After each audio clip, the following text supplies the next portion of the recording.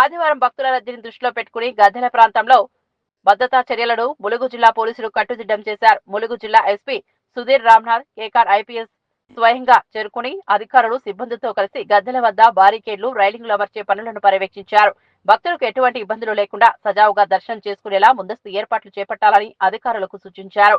రద్దీ సమయంలో క్రమబద్దమైన క్యూలు, రాకపోకల నియంత్రణలపై ప్రత్యేక దృష్టి పెట్టాలని చెప్పారు. భక్తుల భద్రతే ప్రధాన లక్ష్యమని, ఎలాంటి అవాంఛనీయ ఘటనలు జరగకుండా అన్ని చర్యలు తీసుకుంటామని తెలిపారు.